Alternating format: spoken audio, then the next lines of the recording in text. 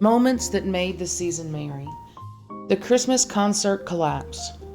The school gym had been dressed up for Christmas with fresh pine along the stage and rows of folding chairs lined neatly on the floor.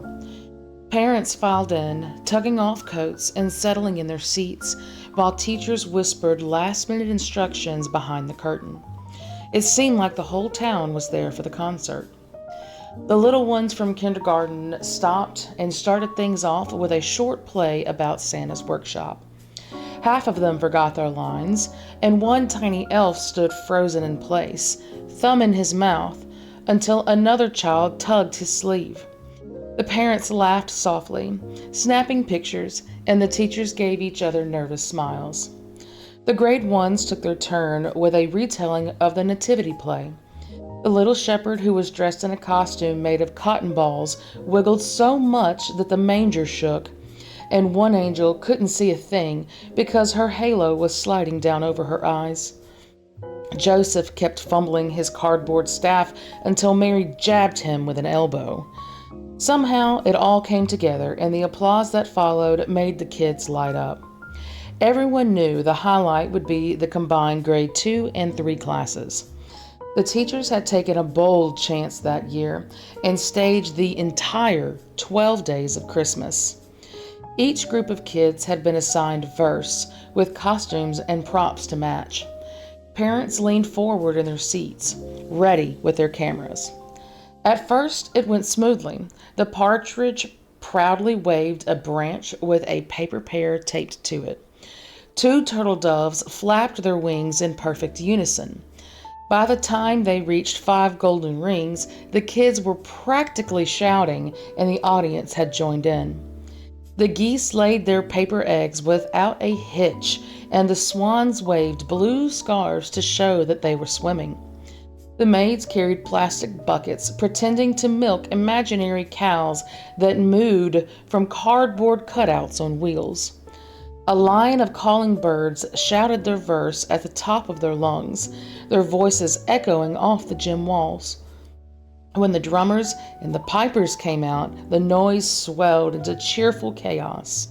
The last verse loomed, and everyone in the room leaned forward, waiting for the final countdown from 12 all the way down to 1. That's when it all unraveled.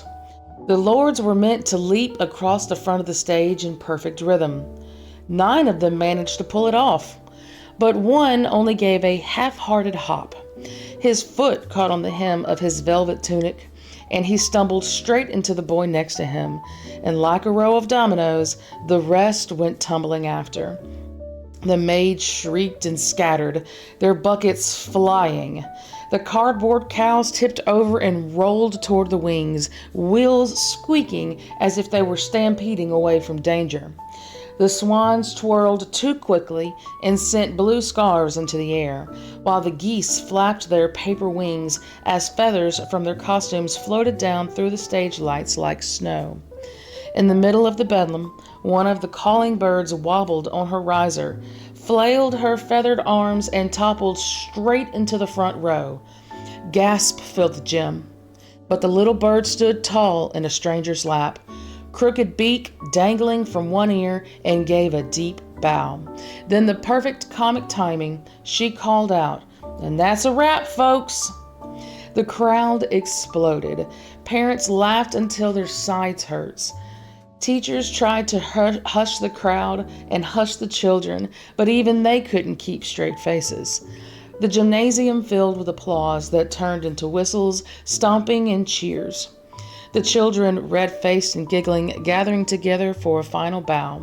Some held broken props, others brushed feathers from their hair, but the pride on their faces outshone any mistake.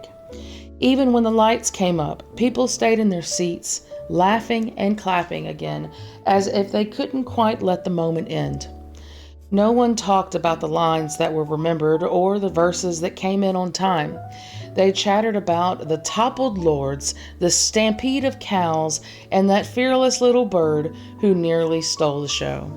Merry Christmas from the Paawz house. See you tomorrow.